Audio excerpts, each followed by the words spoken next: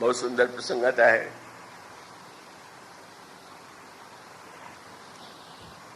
जब पार्वती जी तपस्या कर रही थी तो उस समय 7 महात्मा परीक्षा लेने के लिए आए।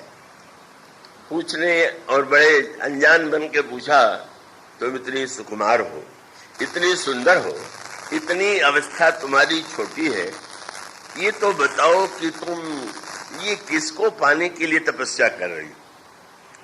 तो पार्वती जी ने हाथ जोड़ करके कहा कि हमारी नासमझी सुन करके तो हंसी आपको आवेगी, पर चाहिए सदा से वही भरतारा। शंकर जी हमें पति प्राप्त हो, इसलिए मैं कर रही हूं। वो तो धीरे धीरे परीक्षा ले रहे थे।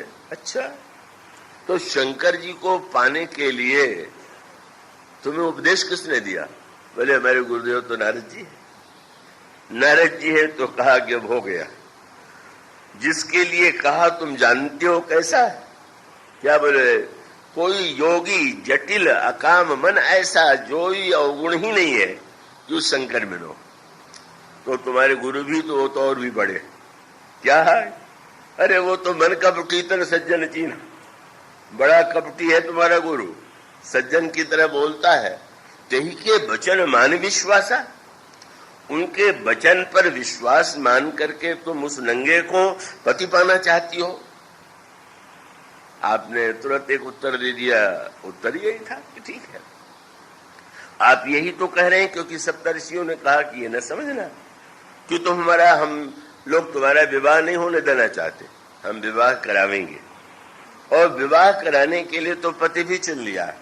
कौन? बोले अति सुंदर, सुचि, सुखद, सुशीला, गावहि वेद, जासु जस लीला, दूषण रहित सकल गुण राशि, श्रीपति पुर वैकुंठ निवासी, विष्णु भगवान पति। और उनको पाने के लिए तपस्या भी नहीं करनी पड़ेगी। क्या होगा? स्वयं विष्णु आवेंगे, तुमसे कहेंगे कि मैं विवाह करना चाहता हूं। अस बर तुम ही मिलाऊ आनी। अब पार्वती जी का वाक्य बहुत सुंदर है, गुरु बड़ा की भगवान। तो अब इन लोगों ने तुरंत चतुराई से ये कहा कि ठीक है, पर मान लो जिन शंकर जी को पाने के लिए तुम तपस्या कर रही हो, वो शंकर जी में चाहे जितने दोष हों, पर वो कपटी नहीं। वो गुरु तो हमारा कपटी है, पर वो कपटी नहीं। तो उनको बुला के हम लावेंगे। और अगर वो ये कह दे कि तुम इस मंत्र और तपस्या को छोड़ दो, तब माने एक और तो गुरुदेव नारद और दूसरे शंकर जी, मेरे कहने से नहीं पर शंकर जी कहे तब। तो शंकर जी ने बहुत अनोखी बात कही। पार्वती जी ने क्या कह दिया?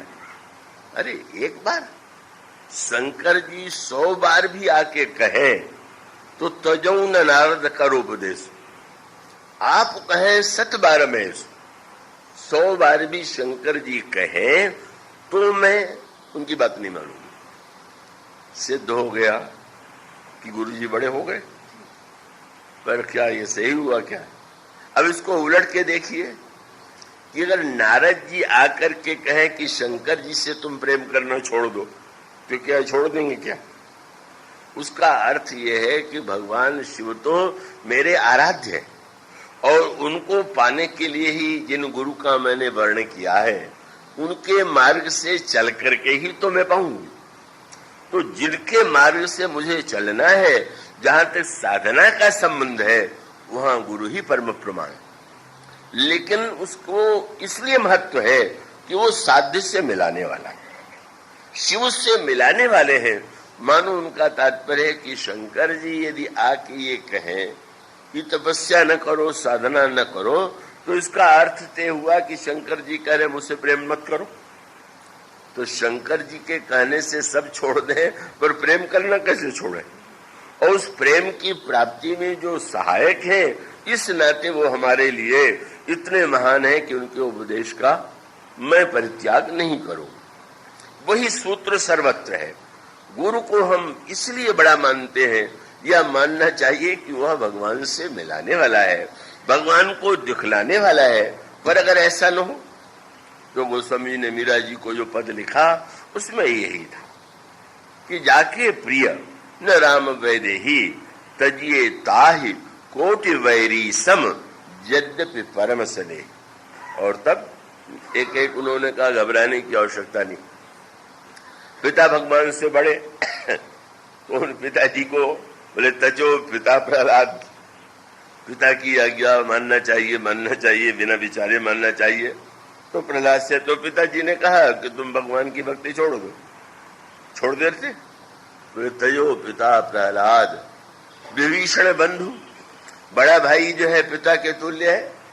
बड़ा भाई कह रहा है कि तुम राम के पक्ष में मत बोलो, पर वो तो रावण को छोड़ देते हैं, भगवान को तो नहीं छोड़ देते। और बंधु भरत का, भरत महतारी माँ का कितना ऊंचा स्थान है, पर भरत जी ने उस महान माता को छोड़ ही नहीं दिया। उन कठोर शब्दों में जो उन्होंने कहा, जो तय कुरुचि रही थी तो ही जन्मत काहे न मारसी मोही। और कहा कि अरे जब तय कुमति कुमत जिये ठहू, खंड खंड हुई हृदय न गयऊ, बर मांगत मन भई नहीं पीरा, गरि न जीह मुंह परिव न कीरा। माता के लिए इतने कठोर शब्द क्यों? इसलिए कि माता कृपा करके आशीर्वाद दे और वो भगवान की दिशा में बढ़ावे तो माँ सबसे पूजी, और माँ भगवान से दूर कर दे। तो उन्होंने कहा कि देखो, प्रहलाद ने पिता को छोड़ दिया, विभीषण ने भाई को छोड़ दिया, श्री भरत जी ने माँ को छोड़ दिया, पर गुरु जी तो छोड़ने योग्य नहीं होंगे। बोले नहीं, वो भी छोड़े गए। कौन? तजो पिता प्रहलाद विभीषण बंधु भरत महतारी, गुरु बलि तजो। बलि के गुरु है शुक्राचार्य, महान गुरु है, महान विद्वान है। शुक्राचार्य की बड़ी सेवा बलि ने किया है। ऐसे बढ़िया उपाख्यान आते हैं कि अपनी कन्या तक को शुक्राचार्य की बेटी का दासई बना दिया। ऐसा सम्मान शुक्राचार्य जी को बलि के द्वारा दिया जाता था। किंतु वही सूत्र फिर आया सामने, बलि यज्ञ कर रहा है, गुरु और आचार्य शुक्राचार्य जी हैं, भगवान वामन के रूप में आते हैं। वामन को देख करके बलि प्रभावित तो होता है, पर ये भगवान है उसको ज्ञान नहीं। और यही कहा कि ब्रह्मचारी आप इस यज्ञ में आए, आप जो भी मांगे वो मैं दूंगा। बस गुरु जी ने तुरंत धीरे से संकेत किया, चलो बाहर, कुछ बात मैं तुमसे कहूंगा। बाहर ले करके कहा कि तुम जानते हो ये कौन है? बोले कोई बड़ा तेजो ब्रह्मचारी। ये ब्रह्मचारी साधारण नहीं है, ये विष्णु भगवान है। ये आए हैं और तुम्हारा सारा राज्य संपत्ति दान में लेकर के इंद्र को दे देंगे। चलो लौट के कह दो मैं आपको नहीं दूंगा। बलि ने उस समय शुक्राचार्य के चरणों में प्रणाम किया। बोले मैं ऐसा गुरु पा करके धन्य हो गया कि मैं भगवान को नहीं पहचान पाया और आपने पहचान लिया। और गुरुदेव अब ये बताइए कि आपने से ही मैंने सुना है कि भगवान सर्वशक्तिमान है। तो गुरुदेव अगर भगवान सर्वशक्तिमान है तो राज्य क्या मुझसे छीन के नहीं ले सकते थे क्या? वो छीन लेते, इंद्र को दे देते। ऐसी स्थिति में कितने कृपालु हैं कि छीनने के स्थान पर दान लेने वाले बन गए। और ऐसा अवसर क्या मैं छोड़ दूं? भगवान को समर्पण करने के लिए भगवान की ही वस्तु है, इसलिए ये मत कहिए कि ये मत करो। बस जो गुरु भगवान के प्रति समर्पण को रोक रहा है, बस वह तो गुरु तो खो बैठे। क्रोध आ गया शुक्राचार्य जी, और क्रोध में आकर के कहा जा तेरा सारा राज्य संपत्ति चली जाए। बलि हंसने लगा, बोले भगवान की इच्छा आपके मुंह से भी बोलने लगी। आप मेरा राज्य बचाते बचाते स्वयं भी शाप दे रहे हैं कि जा नष्ट हो जा। यही है भगवान की शक्ति, भगवान की इच्छा। और उसके बाद भी जैसी ममता होती है, शुक्राचार्य जी को लगा शाप तो दे दिया, तो मेरा चेला है का इसका तो राज्य बचाना ही चाहिए। बस यही तो गुरु को जब ये चिंता हो गई, क्यों इतनी चिंता है? बोले इसकी संपत्ति और राज्य अगर चला जाएगा तो मेरी सेवा आनंद कौन देगा, इसलिए सब बना रहे तभी तो मेरी सेवा होगी। तो ममता के कारण बचाने पहुंचे। और आप जानते हैं कि भगवान ने वहां पर भी वो कौतुक किया कि हाथ में कुश लिया और वो उस कमंडल के छेद में बैठ गए थे। जल नहीं गिरेगा तो संकल्प नहीं होगा। कैसा मनुष्य ममता में कभी कभी न समझ हो जाता है।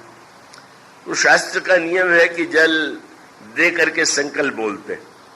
तो मान लिया कि जब जल ही नहीं गिरेगा तो संकल्प कैसे होगा।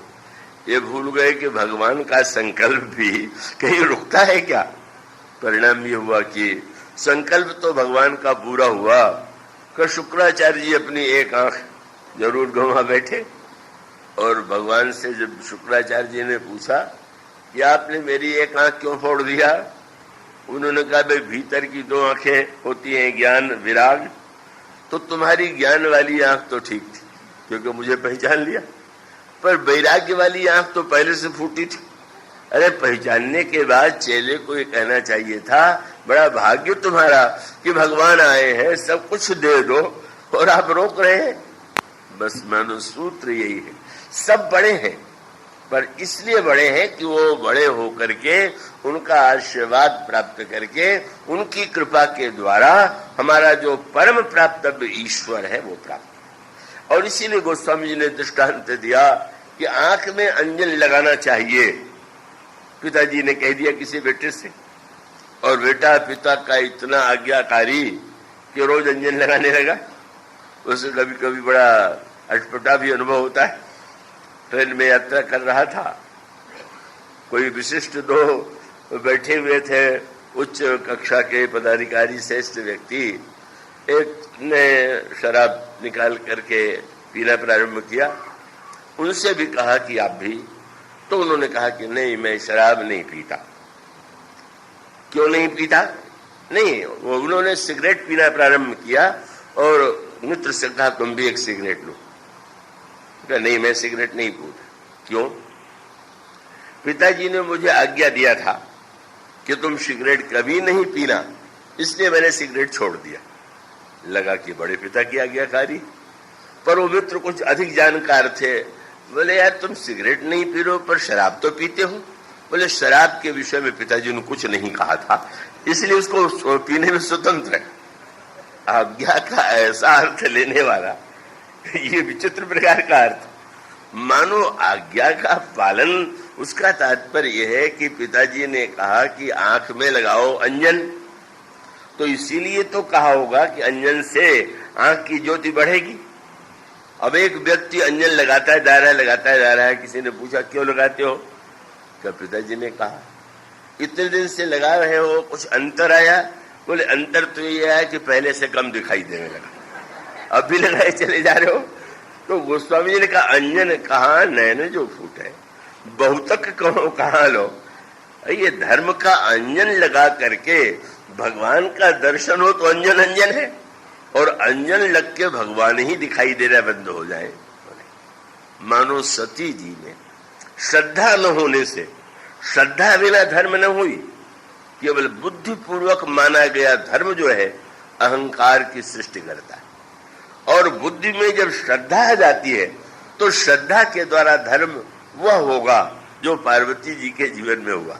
राम कथा क्यों सुने? वो तो मेरे पतिदेव शंकर से अलग है, मैं पतिव्रता हूं, ये अभिमान पाल लिया। तो मानो जहां पर धर्म को क्रिया और शब्द के रूप में पकड़ करके अभिमान पाल लिया, भगवान शंकर साथ में लेकर के गए हैं, शंकर जी सुन रहे हैं और धर्म के अभिमान में वो सुन नहीं रही हैं। इसलिए एक अनोखी बात है, आपको यह लगे विचित्र बात। भगवान शंकर सती से जो समस्याएं थी वो तो आई, पर जब पार्वती के रूप में जन्म हुआ और उन्होंने श्री राम कथा सुनने के लिए, वही सती पतिव्रता सती जो कथा नहीं सुन रही थी, स्वयं भगवान शंकर के पास आकर कहती हैं मुझे श्री राम की कथा सुनाइए। और तब शंकर जी इतने प्रसन्न हुए और तुरंत उन्होंने कहा धन्य सती, धन्य हो सती, एक क्षण के लिए पार्वती जी को लगा कि ये तो मेरे पूर्वजन्म वाला नाम था। धन्य उमा नहीं कह रहे, धन्य सती कह रहे हैं, क्या तात्पर्य। और तब भगवान शंकर ने सती की वह व्याख्या किया जो श्रद्धा और भक्ति के अनुकूल है। उन्होंने कहा कि संसार ने तुम्हें पूर्व जन्म में सबसे बड़ी सती माना, सबने पूजा किया, पर वो जो तुम्हारा सती धर्म का अभिमान था उसी ने तुम्हें कथा, भगवान की कथा से वंचित कर दिया। संशय हुआ, भ्रम हुआ, असत्य हुआ, वियोग हुआ, ये सब केवल पातिव्रत धर्म के मिथ्याभिमान से हुआ।